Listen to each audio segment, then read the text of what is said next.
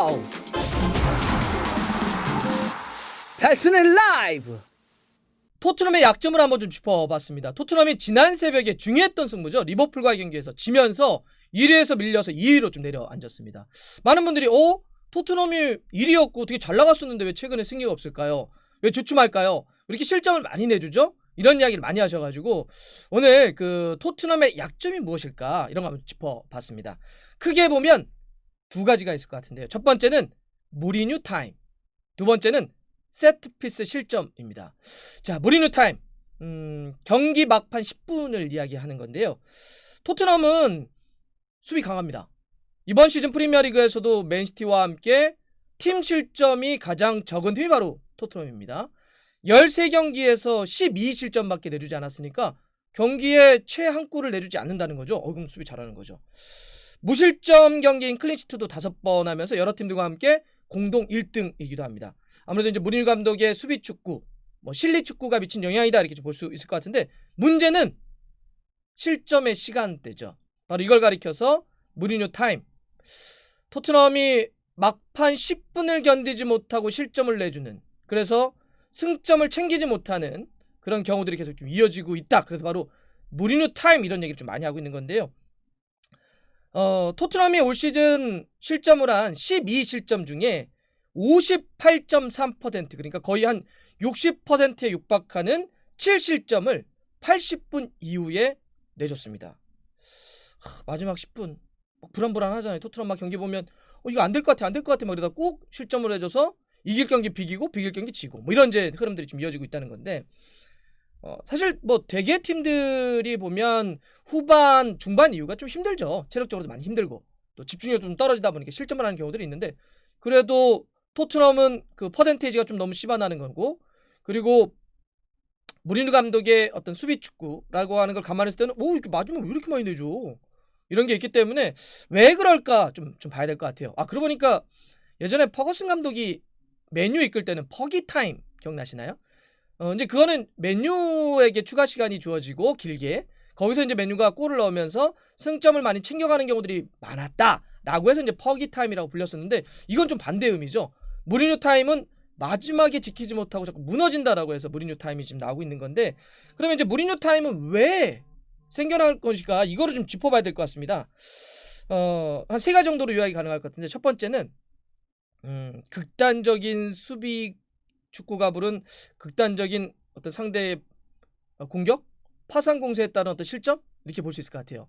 무리뉴 감독은 막판에 보면 지키려고 수비를 엄청나게 강화시키잖아요. 숫자도 그렇고 라인의 깊이도 굉장히 내려버리고, 그냥 포백이 있는데 또 좌우 쪽에 풀백이나 아니면 윙어들까지 내려가지고 식스백 이런 것도 좀 내려가지고 그냥 수비를 다 해버립니다. 이게 극단적으로 수비 라인을 두껍게 하고 내려버리니까 상대는 다 내려가네? 자, 우리는 그럼 극단적으로 올라가. 상대가 극단적인 공격 축구를 하니까 그런 파상 공세 속에서 마지막에 실점하는 경우들이 너무 많다. 그러니까 결과적으로 무리뉴 감독이 어떤 극단적인 수비 마지막 순간에 이런 것들이 좀 화를 부르는 것이 아니냐, 이게 첫 번째고, 두 번째는 연관되는 건데, 손흥민 선수와 같은 공격수를 마지막에 빼고 수비를 강화하다가 결과적으로는 실점을 하거나 승점을 잃어버리는 경우들이 너무 많다, 이런 얘기도 많이 있습니다. 실제로 손흥민 선수가 올 시즌 프리미어리그에서 선발로 나왔다가 교체돼서 나간 경기가 5경기인데 그런 경기에서 승률이 어떻게 되느냐, 2승 2무 1패, 절반 정도가 채 되지 않습니다. 이건 손흥민 선수가 나갔을 때 확실히 우리가 느낌도 손흥민 선수 나가면 토트넘 이삭히 내던데요? 이게 확률도 나오고 있는 거고, 실제 내용도 어떻게 되냐면 손흥민 선수가 선발로 나왔다가 교체돼 나가면 토트넘은 그 나간 시간 동안, 손흥민 없는 시간 동안 골은 하나밖에 못 넣었고요. 실점은 5실점이나 내줬습니다. 손흥민 선수가 없으니까 골을 못 넣는 게 어쩌면 당연하죠. 또 실점인데 왜 이렇게 많이 내주냐는 거죠. 결과적으로도 내용적으로도 그렇고 결과적으로도 그렇고 손흥민 선수가 마지막에 빼면 이런 문제가 생겼다. 근데 그것도 이제 아까 첫 번째 얘기했던 거랑 비슷한데, 손흥민 선수가 상대 부담감을 줘야 되는데 빠른 속도를 가지고 나가버리니까 오케이 이제 빠른 손흥민 없어 나가자 이렇게 되는 거죠. 자, 세 번째는 결국 이제 막판 집중력의 한계도 좀 있는 것 같아요. 사실 경기 종료 한 10여 분 정도 남겨놓게 되면 체력도 집중력도 다 이제 떨어지면서 힘든 시간대인데, 이럴 때는 너무 수비에게만 모든 걸 맡겨놓으면 안 되는데 결과적으로는 아까 다 내려버리니까 상대가 파상 공세에서 들어와 버리니까 더 막 그나마 떨어졌던 집중력이나 막 체력이나 이런 게 더 힘들어지는 거고, 그마저도 만약에 뭐 토트넘의 중앙 수비 라인이 굉장히 강하다라고 하면 버텨낼 수 있겠지만 토비 알더웨이럴트 말고는 좀 약하잖아요. 예. 나이어도 그렇고 산체스도 그렇고 이런 상태에서 마지막 그 10분을 버티는 게 너무 어렵다. 마치 댐이 막 버티다 마지막 조그마한 균열이 일어나면서 마지막에 마다 뻥 터져버리는 그런 느낌들이 좀 있습니다. 자, 이게 이제 무리뉴 감독, 무리뉴 타임의 어떤 좀 문제점이다, 지금 이렇게 볼 수 있을 것 같고요. 또 하나 제가 짚었던 세트피스에서의 어떤 수비나 실점도 한번 짚어볼게요. 토트넘이 제가 아까 실점은 프리미어리그에서 가장 지금 현재 적다라고 말씀드렸는데, 세트피스 실점은요 5실점이나 내주면서 4번째로 많습니다. 예. 세트피스로 실점을 굉장히 많이 하는 팀이에요, 상대적으로. 토트넘보다 세트피스에서 실점이 더 많이 한 팀은 3팀밖에 안 돼요. 리즈가 8실점, 레스터가 7실점, 셰필드가 6실점, 그리고 토트넘이 5실점입니다. 이게 토트넘이 수비를 워낙 두텁게 하고 내려버리니까 상대의 오픈플레이 상황에서는 실점이 3골밖에 없어요. 예. 그러니까 지키고 그냥 공격해 들어와봐 그러면 토트넘을 상대로서 웬만한 골을 못 넣어요. 지금 오픈플레이에서의 3실점은 20개의 팀들 중에 최소 실점이고요. 상대가 카운터 쳐가지고 토트넘에 골 넣는 거 있죠? 없습니다.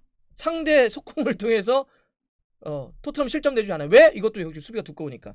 이런 식으로 상대 오픈플레이나 상대 카운터를 통해서 실점을 굉장히 적게 내주거나 안 내주고 있는데, 세트피스에서는 프리미어 팀들 중에 4번째로 많은 실점이다. 실점의 비율, 세트피스에 따른 실점 비율이 상당히 높다는 걸 알 수가 있죠. 결국 상대 프리킥이나 코너킥 상황에서의 실점이 좀 많다라고 좀 볼 수 있는 건데요.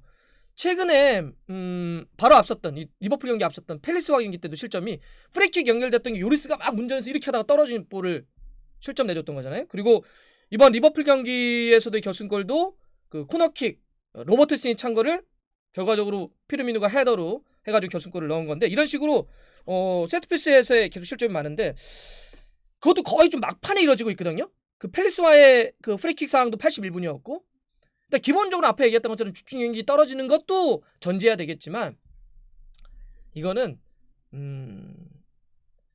토트넘의 수비수들의 경쟁력이 좀 떨어져요, 확실히. 무슨 얘기냐? 이번에 제가 이제 리버풀과 이번에 경기에서 피르미노에게 코너킥 상황에서 헤더를 허용했던 그 장면 사진 하나 좀 보여드릴게요. 자, 보시죠. 어떻죠? 지금 보면 피르미누가 딱 헤더를 뜨려고 할 때 피르미누, 그리고 옆에 누구 있었냐면 19살의 그 리버풀의 젊은 중앙 수비수죠, 리스 윌리엄스가 같이 떴습니다. 이렇게 같이 움직이는데 여기서 토비 알더웨이럴트만이 2대1 상황으로 수비를 했고, 케인은 뒤늦게 왔기 때문에 어떤 경합하거나 부닥쳐주기가 어려웠습니다. 그러니까 결국은 미스매치 혹은 숫자적으로 적은 그런 상황이 만들어진 건데, 이게 왜 이런 상황이 됐느냐, 사실 전 장면을 돌려서 보면 그 전에 몸싸움을 하다가 튕겨나가는 과정에서 다이어가 넘어집니다. 몸싸움을 막 핸더슨이 있었고 리스 윌리엄스가 있었는데 몸싸움을 하면서 넘어져요. 그러니까 다이어는 이거 파울 아니냐라고 막 항의하고 있는데 그냥 전개됐고 거기서 헤더가 들어갔던 거죠. 사실 이 정도의 몸싸움은 그냥 볼 수가 있습니다. 그냥 너무 넘어갈 수 있는 문제이기 때문에 결과적으로 여기서도 다이어가 좀 더 버텨주거나 이랬어야 되는데, 이번 시즌에 토트넘이 세트피스 실점이 많은 상황에서 딱 보면 결국은 수비수들이 상대 공격수를 맨마킹을 한다든지 지역을 제대로 잡지 못하다가 실점을 내주는 경우들이 너무 많다. 리버풀 경기에서도 전반전도 똑같은 장면이 하나 있었어요. 그건 프리킥이었는데 프리킥을 넘어오는 걸 피르미누가 헤더로 연결했는데 그때도 못 잡잖아요. 전반전에 요리스가 선방에서 막은 거지. 또 역시 상대 어떤 그 세트피스 프리킥 상황에서 선수를 놓치는 장면들이 계속적으로 이어지고 있다. 이거는 뭐 세트피스 수비에 대한 조직 전술 이런 것도 좀 따져야 되겠지만 선수 개개인들의 수비수들의 능력이 좀 떨어진다. 이런 것도 확실히 토트넘의 좀 고민입니다. 자, 정리해 볼게요. 2가지입니다. 무리뉴 타임 그리고 세트피스의 실점, 이걸 좀 줄여야 될 것 같은데, 무리뉴 타임을 좀 개선시키기 위해서는 일단 극단적인 어떤 수비라든지 선수 교체, 막판 집중력을 좀 향상시킬 수 있는 좀 교체 패턴에 대한 고민들 좀 해봐야 될 것 같고, 그다음에 수비를 좀 더 보호할 수 있는 앞쪽 라인에 대한 어떤 강화라든지 움직임도 함께 봐야 될 것 같아요. 너무 수비로만 내려서는 마지막 파상 공세 속에서 계속 이렇게 당할 공산이 높다. 두 번째는 가능하다면 자꾸 세트피스나 이럴 때 선수를 놓친 경우들이 있기 때문에 높이와 체력을 좀 더 보강할 수 있는 정말 센터백 한 명은 보강을 했으면 좋겠다. 이번 겨울에. 그래야 좀 토트넘이 뭐 여러 대회, 뭐 프리미어 리그도 그렇고 지금 리그컵도 그렇고 FA컵, 유로파리그 여러 대회에서 하나 정도는 뭔가 좀 노려보자 이런 얘기를 하고 있는데, 확실히 이런 우리가 큰 대회에서 한번 우승하려고 한다면 공격도 공격이지만 결국 수비가 돼야 되거든요.